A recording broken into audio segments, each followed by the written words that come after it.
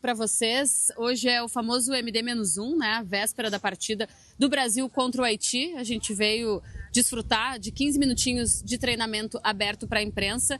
A delegação da seleção brasileira está em deslocamento nesse momento para Filadélfia. É uma viagem curta, né? Eles foram de ônibus mesmo, 1h30, 2 horinhas de distância. E hoje, às 7h15 do horário aí do Brasil, tem coletiva de imprensa Carlo Ancelotti, a ver se ele vai dar alguma pista de qual será o time titular, e também Gabriel Magalhães, que ainda que tenha sido poupado em alguns treinamentos dessa semana, né? Ele começou a semana na segunda-feira não indo para o campo, ficando só na academia. Na quarta-feira, quando a gente pôde observar um trabalho tático sendo realizado, ele não participou dessa atividade. Ainda assim, pelo fato dele ser deslocado para uma coletiva de imprensa no estádio da partida, ao lado do treinador, faz a gente pensar que, mais uma vez, Gabriel Magalhães vai ser titular.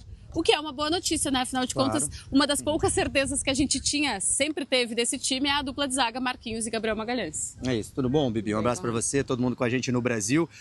O Gabriel Magalhães vem sendo poupado de alguns treinamentos. Lembrando que quando ele voltou, se juntou, né, na verdade, a delegação do Brasil após a Champions League, ele não joga contra o Egito.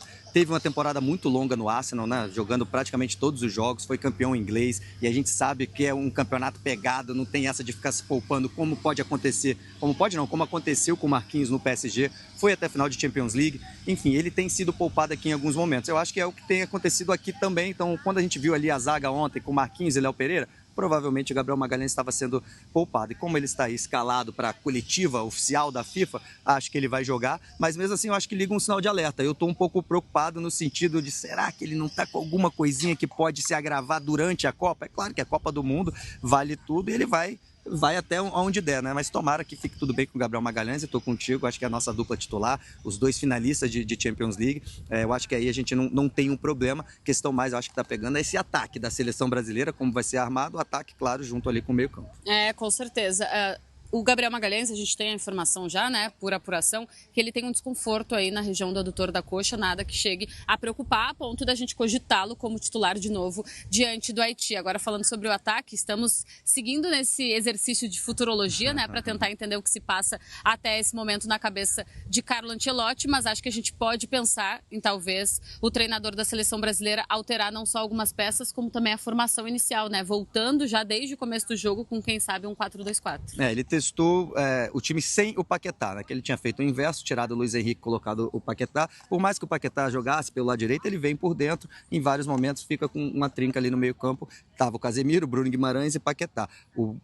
O Fabinho treinou no lugar do Casemiro, que já tinha sido a substituição no intervalo no jogo contra o Marrocos, e aí também não tivemos o Paquetá com a volta de Luiz Henrique no tempo que a gente pôde ver. A gente está sempre lembrando disso, estou sendo repetitivo, porque às vezes naquele tempinho foi assim, logo depois que a gente saiu ele treinou outra coisa, ou ele não pode não ter gostado do que ele treinou ontem também, mas a gente viu um Luiz Henrique na direita, com Martinelli na esquerda, Vini e Igor Thiago por dentro. Claro que o Vini tem a tendência de cair pelo lado esquerdo. E aí também fica a dúvida se o Rafinha não foi poupado por aquela bolha no pé que tirou ele de um treinamento, ele veio até o gramado sem chuteira, ou se corre o risco dele perder a vaga, que ele realmente foi muito mal na estreia. Eu acho que ele não perde a vaga, tá? Eu acho que ele tem a confiança do Ancelotti. Inclusive, essa partida que ele foi mal, jogou os 90 minutos, indica isso, que ele tem a confiança do técnico. Mas dos 4 jogadores, nesse exercício aqui de um possível, né, tentar pensar num possível time titular, dos 4 jogadores que foram mais cobrados, mais contestados, depois do desempenho contra Marrocos, o Ibañez, o Casemiro, o Paquetá e o Rafinha, hoje tu entendes assim que,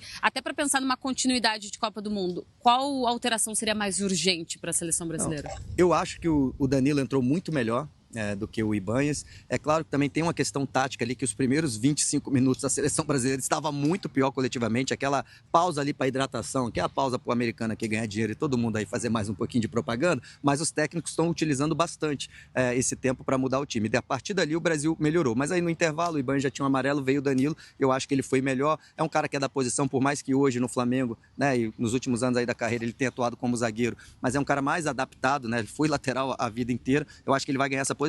E o Casemiro, na minha percepção, Preocupou não apenas de jogar mal, por exemplo, o Rafinha e o Paquetá, acho que eles jogaram mal, né? Tecnicamente estavam errando, o Paquetá ali no início errando vários passes, até o gol de Marrocos também foi uma bola que o Paquetá estava com ela, tentou o domínio esticou um pouquinho, ele perdeu, saiu o gol, mas o Casemiro me preocupou em todos os sentidos, não apenas de jogar mal tecnicamente, estava pesado, estava lento, na volta ele não estava conseguindo chegar, atrasado, fez uma falta que sofreu amarelo por causa disso, então eu acho que o Fabinho entrou muito melhor. Respondendo a sua pergunta, depois de dar uma enrolada, eu acho que é Fabinho no lugar de Casemiro. Pode até ser outro meio-campista, tá? Que o Bruno Guimarães pode fazer o primeiro volante também. Mas eu acho que ele vai de Fabinho no lugar do Casemiro. Eu tô de olho nessa substituição e acho que é necessária para o próximo jogo. Eu tô fechada contigo. Eu acho que a avaliação tanto do Ibañez quanto do Casemiro ela foi um pouco mais negativa, ainda que eu tenha visto a repercussão com torcedores aqui nos Estados Unidos e também através das redes sociais, muita gente incomodada com o desempenho do Rafinha. Até porque o Rafinha ele tá numa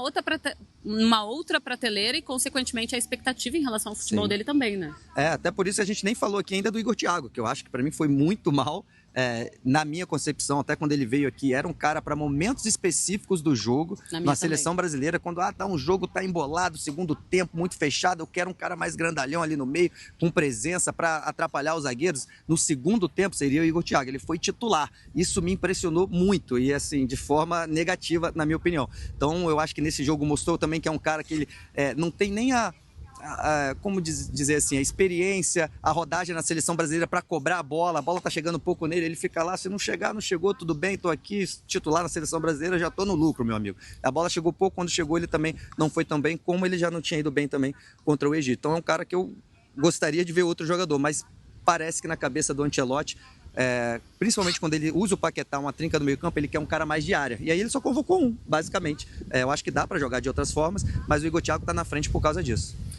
O Ancelotti falou depois do jogo contra o Marrocos que ele não ia responder sobre os jogadores que não entraram em campo, mas na coletiva de hoje vai poder responder sobre Endrick, por exemplo, né? Porque afinal de contas estamos falando de uma coletiva pós-preparação. E só pra gente encerrar e eu não perder o meu hábito aqui, vamos de o que se passa na cabeça de Conrado Santana, que essa é mais acessível. Hoje, manda uma escalação aí. O que seria o time ideal para esse jogo contra o Haiti? Tá difícil hoje. Eu vou de ideal, tá? Não que eu acho que o Ancelotti vai fazer. O que eu gostaria de fazer. Batendo um vento logo agora. Alisson no gol, Danilo lateral direito, Marquinhos, Gabriel Magalhães e Douglas Santos. No meio eu gostaria de ver Bruno Guimarães, Paquetá e Danilo. Rafinha na direita, Vini na esquerda e Endrick no meio, com muita movimentação entre os jogadores. Eu gostaria de ver isso de perto, um teste, mas enfim, essa seria a minha escalação para hoje. Isso eu acho que demonstra, toda vez que você me pergunta, eu tô falando uma escalação diferente, tá vendo? O Ancelotti, todo jogo tá mudando alguma coisa. Isso demonstra que a gente não tá fluindo ali na frente, não tem jogadores garantindo a vaga, então por isso que eu acho que carece um pouco de mudanças, mas o Endrick, tomara que ele entre, pelo menos nesse segundo tempo, eu acho que tá merecendo. Essa é a escalação que o Conrado gostaria, lembrando, o único mínimo esboço que a gente pôde ver, tinha Danilo na lateral, Marquinhos, Léo Pereira e Douglas Santos, o Fabinho, o Bruno Guimarães, e na frente Luiz Henrique, Vini Júnior, Gabriel Martinelli, Vini Júnior pelo meio e Igor Thiago na referência. O Conrado Santana tá há 18 dias reclamando que ele tá ficando sem cabelo. Mas na hora da ventania é bom ser um semi-careca, tá? Porque a gente sofre por aqui. Semi-careca. Depois dessa, tchau. Beijo pra vocês, bom programa. Cara, pra encerrar o